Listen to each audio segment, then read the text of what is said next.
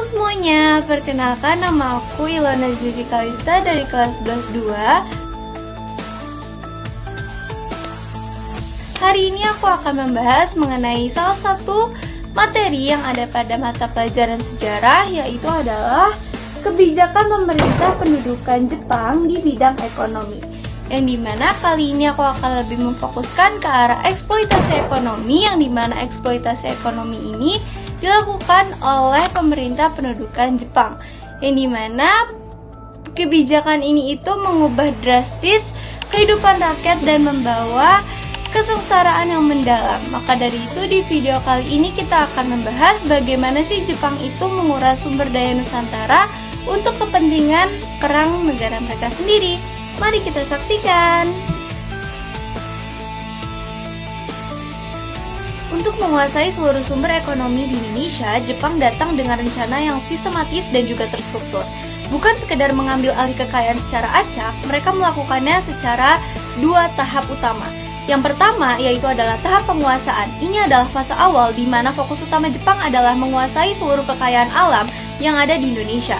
Mereka tidak hanya menargetkan sumber daya yang belum terjamah, tetapi juga menyita semua aset dan kekayaan milik pemerintah Hindia Belanda sebelumnya. Ini langkah cepat untuk mengamankan kendali penuh atas infrastruktur ekonomi yang sudah berjalan. Kedua, yaitu adalah tahap penyusunan kembali struktur ekonomi wilayah. Setelah menguasai aset, Jepang menyusun kembali struktur ekonomi dengan tujuan tunggal, yaitu memenuhi kebutuhan perang mereka. Mereka menerapkan kebijakan swasembada wilayah, di mana setiap daerah atau wilayah administratif harus mencukupi kebutuhannya sendiri. Tujuannya agar logistik perang dapat berjalan secara efisien tanpa bergantung pada pasokan jarak jauh, dan memastikan roda perang Jepang terus berjalan atau terus berputar. Di bawah kebijakan ini, seluruh kegiatan ekonomi di Indonesia diarahkan sepenuhnya untuk kepentingan perang. Tidak ada prioritas lain. Seluruh potensi sumber daya alam, mulai dari hasil bumi hingga bahan mentah, digunakan untuk mendukung industri mesin perang Jepang. Dampaknya sangat masif. Jepang menyita hampir semua aset produktif, seperti seluruh hasil perkebunan, pabrik, bank, dan perusahaan penting diambil alih. Akibat kebijakan titik berat pada ekonomi perang ini, banyak lahan pertanian rakyat yang terbengkalai. Mengapa itu bisa terjadi? Karena fokus produksi bergeser total dari kebutuhan pangan masyarakat sipil ke kebutuhan militer. Selama masa pendudukan Jepang, hampir tidak ada pembangunan sipil yang berarti. Satu-satunya pembangunan fisik yang terlihat adalah pembuatan benteng-benteng pertahanan di sepanjang pantai dan di pegunungan yang strategis.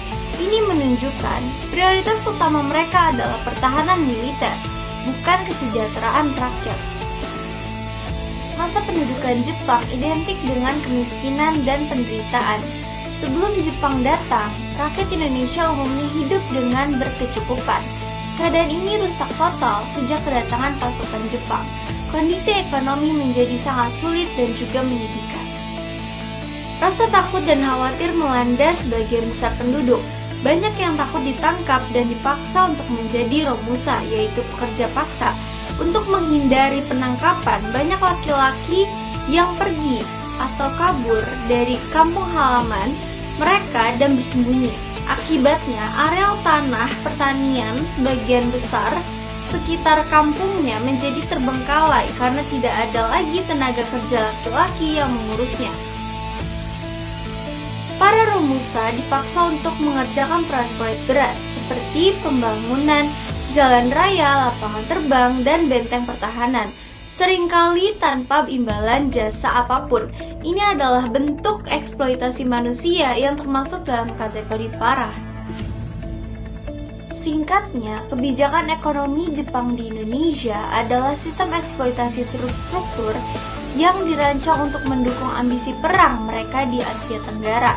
Fokus pada ekonomi perang dan penerapan sistem kerja paksa, romusa meninggalkan luka mendalam bagi bangsa Indonesia.